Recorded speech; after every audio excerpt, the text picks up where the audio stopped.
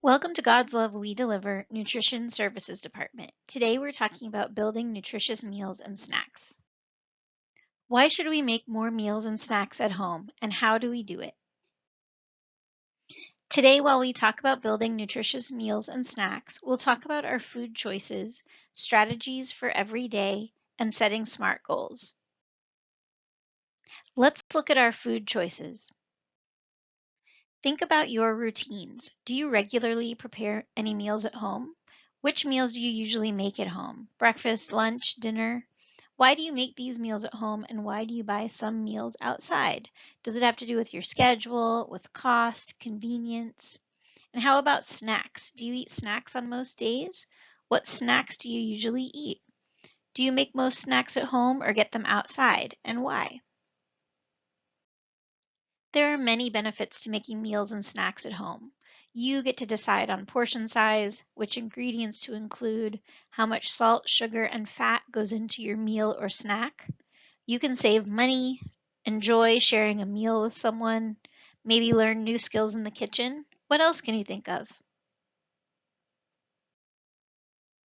Making most meals and snacks at home can also support the management of diabetes, hypertension, and many chronic diseases.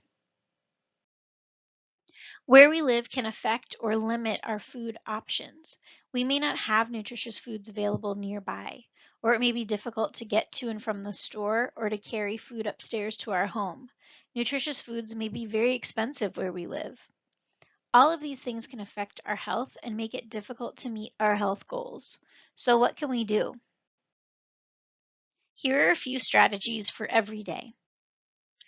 This is the USDA's My Plate, which is a tool to help us build meals and snacks. It shows us the proportions of each food group and reminds us to try to include all the food groups. The balance of nutrients in each meal and snack helps give you the energy you need throughout the day. It's satisfying and helps support health.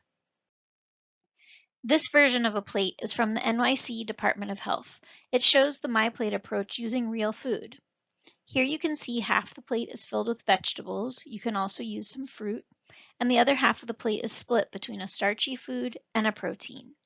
You can fill in the sections of the plate with any fruits, vegetables, starchy foods, and proteins that work for you.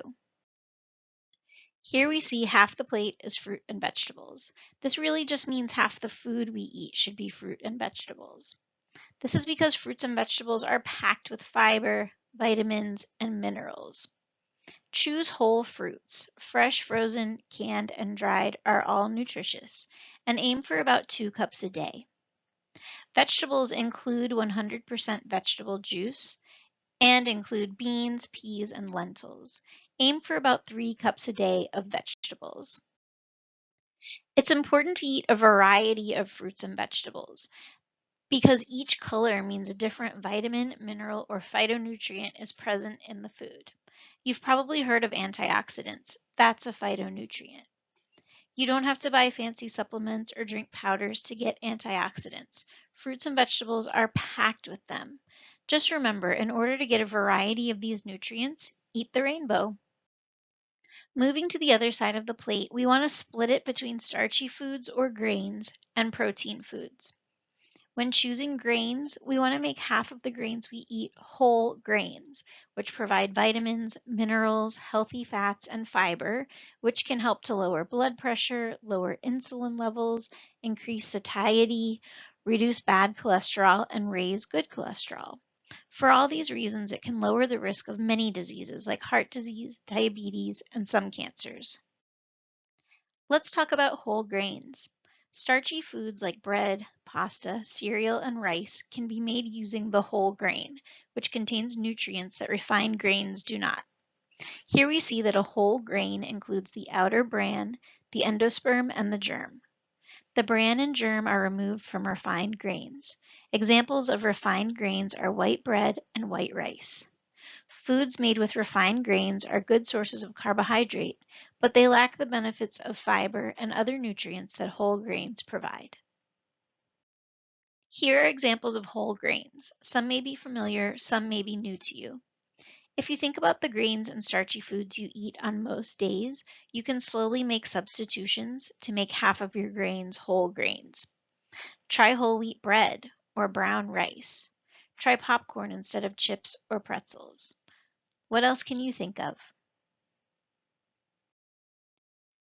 The last part of the plate is protein foods, which include seafood, meat, poultry, eggs, also many vegetarian sources like beans, peas, lentils, nuts, seeds, soy products. Dairy also provides protein. Just choose low-fat varieties. Protein foods provide a variety of vitamins and minerals that support many, if not all, body functions. Eat a variety of protein foods. Choose lean or low fat, like 93% lean ground beef, chicken with the skin removed, and fatty fish with brain and heart healthy omega 3s, like salmon, anchovies, trout, and sardines. How much protein do you need? It depends on your height, weight, age, sex, medical conditions. Most people living and eating in the US get enough protein. We just need to get more variety and choose lean proteins more often. Here are examples of lean proteins, and remember to eat a variety and choose lean proteins when you can. Now you know the food groups to build your meals, but what about portion sizes? The answer is in your own hands. Take a look at the chart and compare to your own hand. When you're filling your plate, keep this in mind. You may not always stick to these portions, but if you have the goal in your mind, you might start to move in this direction. Most of us get at least some of our meals and snacks outside of home. So what about tips for dining out? Plan ahead if possible. Look at the menu online before you go. Look for baked or broiled. Choose lean proteins like fish or chicken and avoid fried. Don't forget veggies and salad. You can still make half of what you eat veggies if they're available. Ask for sauces and dressing on the side so you control how much you get. Split a dish if you're dining with someone else or take home half for another meal. Stick to your portions. You can use your hand to judge how much to eat. And choose water to avoid unnecessary cost and calories. How about snacks on the go? Plan ahead. Pack your own snacks if you know you'll be hungry while you're out. Build your snacks like you build your plate. Think of snacks as a mini meal and remember food groups and portions. Look for fruit and veggies and make half your snack fruit or veggies if you can. Again, choose water to avoid unnecessary cost and calories.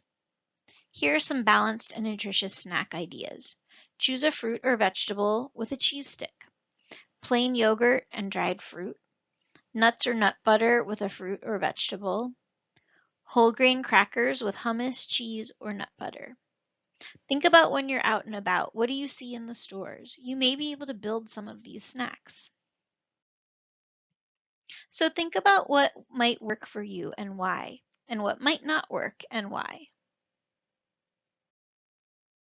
With those things in mind, let's talk about SMART goals. SMART goals are designed to be achieved. Start small and choose a goal that interests you. Specific, choose one action to focus on and pick the what, when, and where. Measurable, choose an action you can keep track of. Achievable, start small and make it easy. Relevant, choose something you enjoy or that you know you want to benefit from. Timely, choose something you can start now. Here's an example. I will make dinner at home 2 times a week for 4 weeks. It's very specific. I choose to focus on making dinner at home. It's measurable because I can easily measure how many times a week I cook at home. It's achievable because I know I can fit this into my schedule and I have what I need to get started. This goal is relevant to me. It's something I've been thinking about doing and I think I'll enjoy it and benefit from it. And it's timely. I know I can start this week and can continue for longer than 4 weeks if I choose to. Here's another example of a goal. I want to lower my A1C. To make it a SMART goal, make it more specific. I will check my blood glucose at least 1 time every other day for 2 weeks. This is very specific. I will check my blood glucose at least 1 time every other day before breakfast. It's measurable. I will keep track of when I check my blood glucose by recording my number each time. I know this is achievable. I'll set an alarm to remind me each morning. This goal is relevant to me. I know this will help me bring down my A1C over time. And it's timely. I'm ready to start this week, and I know I can continue for longer than 2 weeks if I choose to. Keep these tools in mind when creating meals and snacks at home or outside. And remember, you don't have to be perfect, but you have tools to support you in your health goals. Thank you for your time today. Please visit the God's Love website for more nutrition resources.